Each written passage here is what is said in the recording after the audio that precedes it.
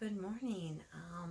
So, if you saw my last journey video, my spiritual journey here, I talked about how I found a scripture um, that I resonated with because it's something I do and it's something that displeases the Lord. So, I am trying to change this bad habit. And I've been working on it this weekend because I think it was Saturday I found that scripture.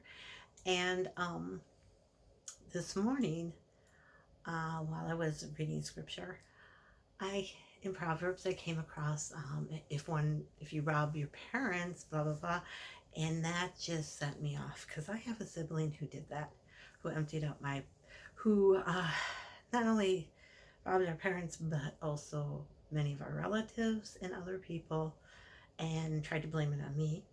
And she did it not by accessing their accounts. She did it by conning them, by calling them and crying on the phone. She has no money and she has no food to eat, or going to their house and they do, oh, well, come on over, we'll give you a meal. And she'd be crying and, oh, because all this money had to go to me. And she's been doing this, I guess, pretty much my whole life. Until they came up and my couple aunts came, well, we need our money back. And I was like, what the hell are you talking about?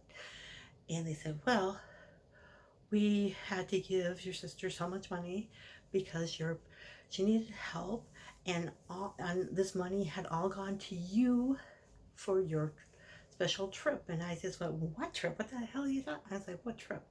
And they said this canoe trip that you went on. I said, well, number one, in order to go on a canoe trip with the Girl Scouts, you have to be a Girl Scout. I was not a Girl Scout at that time. I left the Girl Scouts when I was 18, and this trip supposedly happened when I was like 20 and in college and working and going to school full time.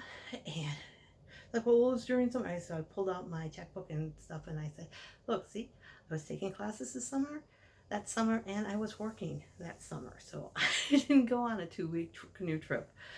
And they're like, oh, said, she's conning you. None of that money went to me. And I found out that she did that before with something about health. And when I talked to our youngest sister, our youngest sister's like, no, I went on that canoe trip. And when I said that to my other sister, I have several sisters, and she got really upset.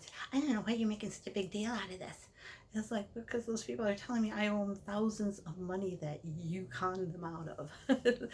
And guess what? I told them to call a lawyer and take you to court. So knock it off. It's like, but yeah, that brought up all of that again.